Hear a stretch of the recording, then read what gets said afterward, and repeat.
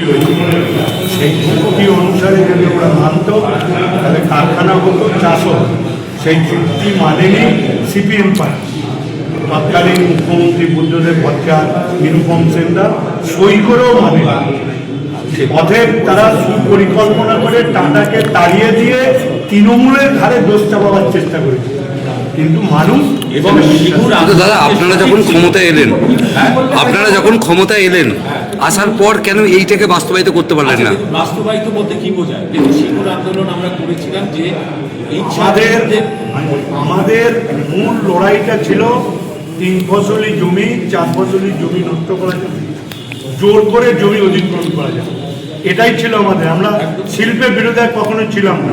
শিল্পের যদি বিরোধিতা হতাম তাহলে গোপালকৃষ্ণ গান্ধীর যদি টেবিলে যে মিটিং হয়েছিল সেখানে তৃণমূলের পক্ষ থেকে কেউ যেত না, আমরা গিয়েছিলাম এবং সেখানে একটা এগ্রিমেন্টও হয়েছিল।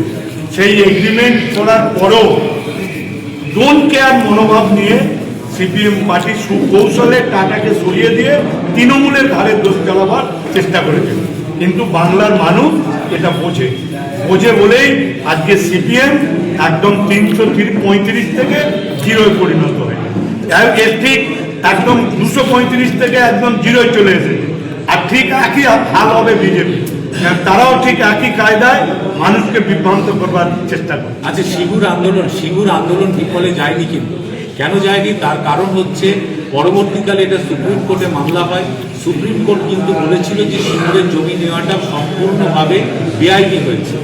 তার পরবর্তীকালে ভারতবর্ষের পার্লামেন্টে 1894 সালের যে জমি অধিগ্রহণ আইন, ব্রিটিশ আইন, তার অ্যামেন্ডমেন্ট হয়ে জমির ওপরে ভারতবর্ষের মানুষের 80% অধিকার কিন্তু এখন সুনিশ্চিত হয়েছে। ভালো করে মনে রাখবেন, সেটা সিঙ্গুর আন্দোলনের ফল। যে এখন জমি অধিগ্রহণ করতে গেলে আগে 80% জমির মালিক স্বেচ্ছায় জমি দিলে তবে বাকি 20% অধিগ্রহণ করা যায়, এটা আগে ছিল না। একটা আন্দোলনের পরে ভারতবর্ষের এই আইনের যে পরিবর্তন, জমির ওপরে যে অধিকার প্রতিষ্ঠা, এটা কিন্তু সিঙ্গুর আন্দোলনের জন্য হয়েছে। তাই সিঙ্গুরের জমির মালিকরা জমি ফেরত পেয়েছে এবং কম্পেনসেশন পেয়েছে, জমি ফেরত পেয়েছে, চাষ করছে। আজকে কি স্ট্যাটাস আছে?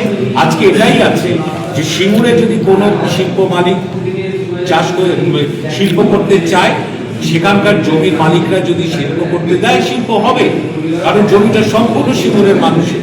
ফলে তারা যদি শিল্প করার জন্য ইন্ডাস্ট্রিকে দেয় তাহলে হবে, কিন্তু ডান্ডা মেরে, গুলি চালিয়ে, জোর করে এখন আর ভারতবর্ষে কিন্তু জমি কেড়ে নেওয়া যায় না। এটা মাথায় রাখতে হবে, এটা সিঙ্গুর আন্দোলনের ফসল।